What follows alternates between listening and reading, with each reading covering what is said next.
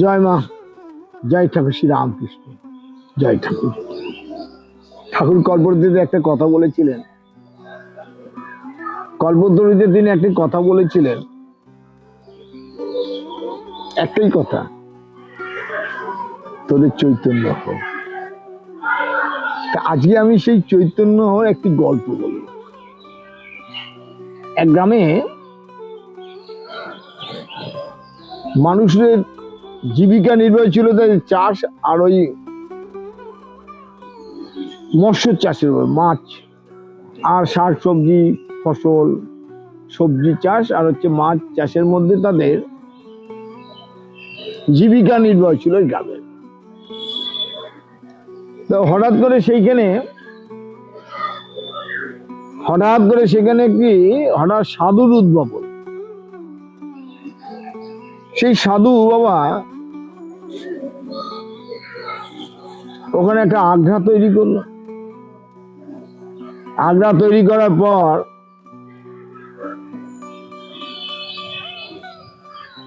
সেখানে একটি কুঠি তৈরি হয়েছে। আর সাধু বাবা কি চেলা চামড় তো এসে যায়, তারাও এসে গেল। সাধু বাবা এত ভালো ছিল, সে প্রতিদিন গ্রামে ডাক্তারি, হোমিওপ্যাথিক ডাক্তারি জানতো।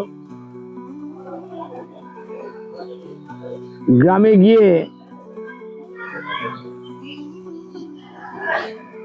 গিয়ে সেই গ্রামের মানুষদের ডাক্তারি করত। কার ছেলের অসুখ হয়েছে, কার স্বামীর অসুখ হয়েছে, কার স্ত্রীর অসুখ হচ্ছে, সেই একটা হোমিওপ্যাথিক ওষুধ একটা বাস্ক ছিল, সেটা নিয়ে দৌড়তো এবং সেই গ্রামে গিয়ে সেই সব গ্রামের মানুষদের সেবা করত। সেখানে ধনী ব্যক্তি ছিল 2-4 ঘর, তারা পয়সাওয়ালা ছিল, প্রচুর ধনী ছিল, আর বাদ বাকি সব গরিব মানুষ, খেটে খাওয়া মানুষ, মাছ চাষ সবজি চাষ এই করেই চলতো তাদের। হঠাৎ করে সেই গ্রামে বসন্ত দেখা দিল, বসন্ত, এবং প্রচুর মানুষ মারা যেতে লাগলো। সেই মহারাজ কি করতো, সেই সব গ্রামে ছুটে যেত, সেই সব বাড়িতে ছুটে গিয়ে তাদের সেবা করতো, চেষ্টা করত। কিন্তু হঠাৎ দেখা গেল সেই গ্রামের ডাকাতি হতে লাগলো, মানুষ খেতে পাচ্ছে না, চাষবাস নেই, মহামারী দেখা দিয়েছে। তার মধ্যে ডাকাতি শুরু হলো। ডাকাতিটা কিরকম হতো জানো, যে শুধু টাকা পয়সা নিত, সোনা দানা টাকা পয়সা যেটা নিত, আর কাউকে মারধর করত। আর ডাকাত দলের সর্দার এমনই ছিল, মুখে কালো একদম কাপড় বাঁধা থাকতো, আর এত লম্বা চওড়া,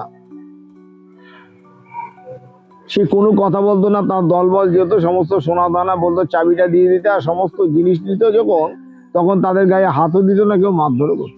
কিন্তু কিভাবে যে চলে যেত কেউ ধরতেও পারত না। এইটার গ্রামের যে কি ফাঁড়ি ছিল, ফাঁড়ির যে অফিসার ছিল, তাদের চিন্তার কারণ হয়ে গেল, এই খবর চলে গেল শহরের দিকে। পুলিশ অফিসাররা নতুন পুলিশ ওখানে পাঠালো, দারোগা, কিন্তু ধরতে পারে না। বললো সবাই মধ্যে, গ্রামের মধ্যে আলোচনা হলো যে ওই যে ডাকাত দলের সর্দার, সে কোনো মন্ত্র টন্ত্র জানে, এবং এই মন্ত্র বলে সে অদৃশ্য হয়ে যায়, কেউ ধরতে পারে না। এক ব্যক্তি দেখতে গেল যে সাধু বাবা কেমন।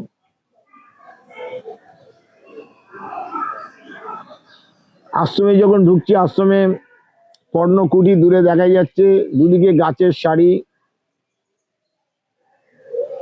আর সেই 8চালা ঘরের মধ্যে একটি খাট, চৌকি পাতা, তার উপর একটা বিছানা, লম্বা চওড়া একটা মানুষ বসে আছে, আর তার দুদিকে 2জন দাঁড়িয়ে আছে, তার শিষ্যই হবে। আর 2-1জন বসে আছে, আর একজন খুব পায়ের করে মাথা দিয়ে খুব কাঁদছে।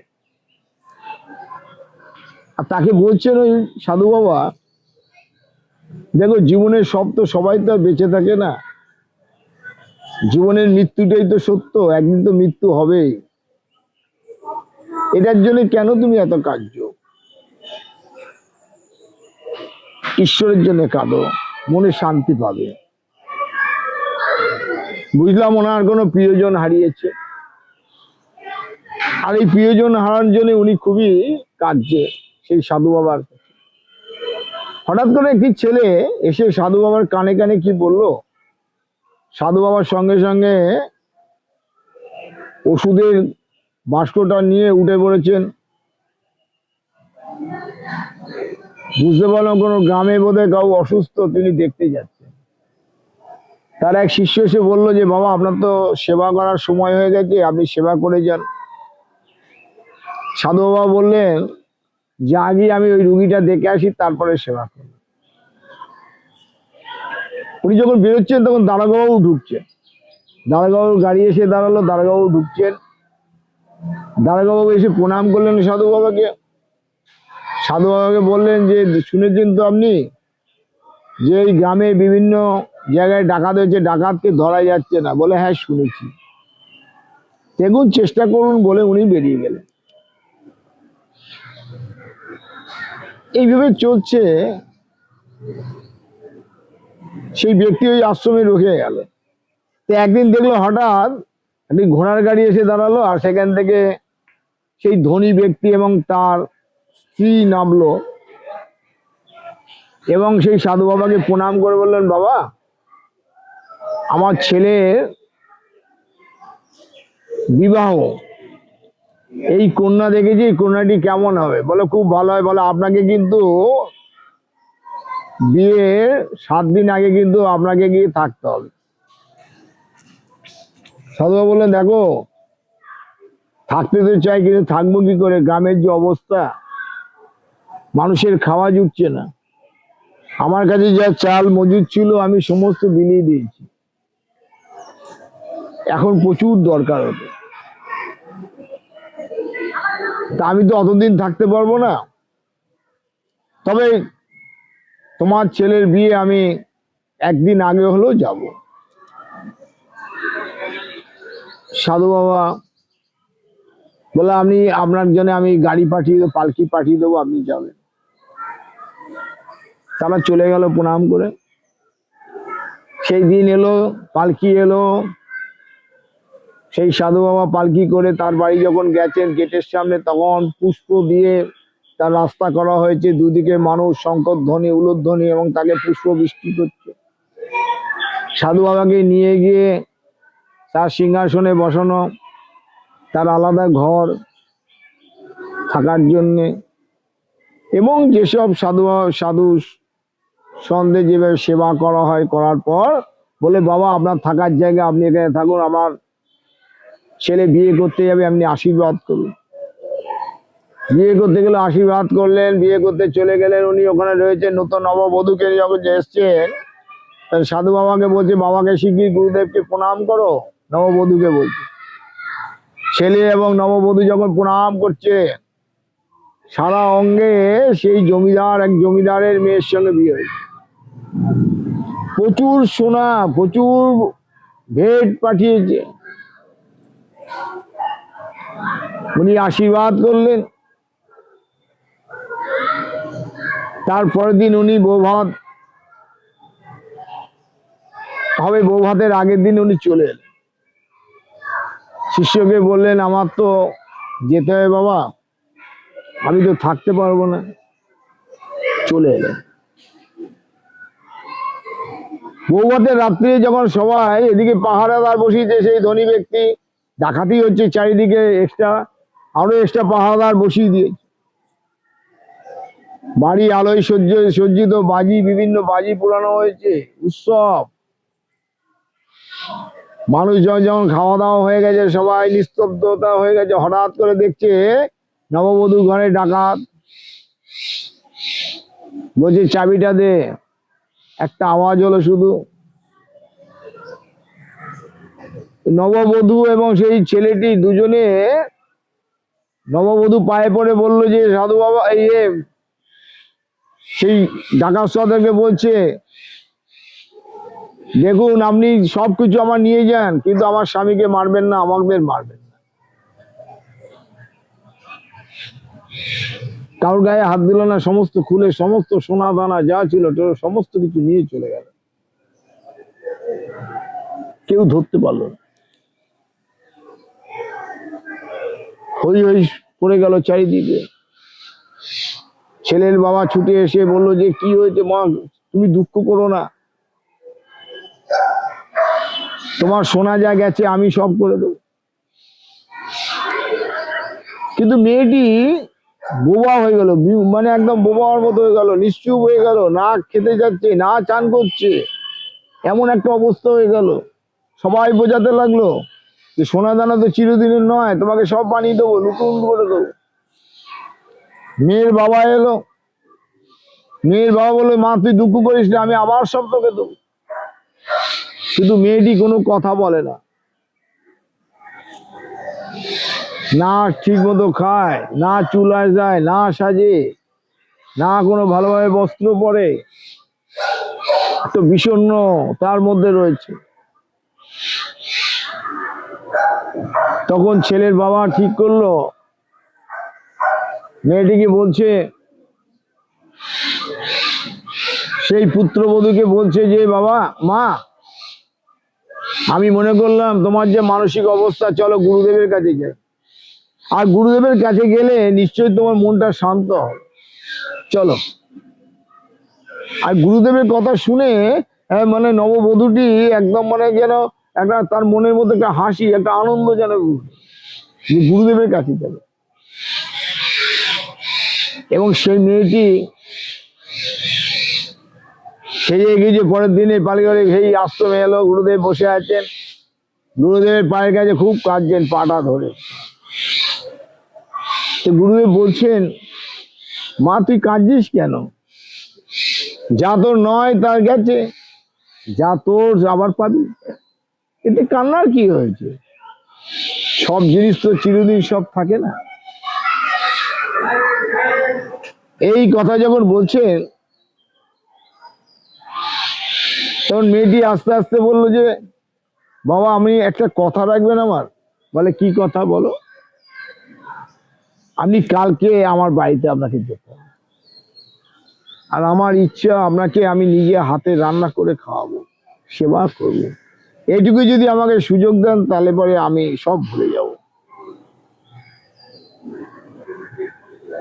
শিষ্য তার বললো বাবা আমার বৌমা যখন এই কথাটা বলছি আপনি এটা রাখার চেষ্টা করুন। বলে ঠিক আছে, যখন বললি তখন যাব নিশ্চয়ই। হ্যাঁ মা যাবো, তোমার হাতে রান্না আমি খাবো। পালকি এলো পরের দিন, তাকে পুষ্প বৃষ্টি করে সিংহাসনে বসিয়ে তার পদ সেবা করে তাকে ঘরে বসানো হয়েছে। মেয়েটি সকাল থেকে উঠে স্নান টান করে একদম নতুন বস্ত্র পরে সেজে গুজে রান্নাঘরে নিজের হাতে রান্না করছেন, গুরুদেব কাছে খাওয়ান সেবা দেবে।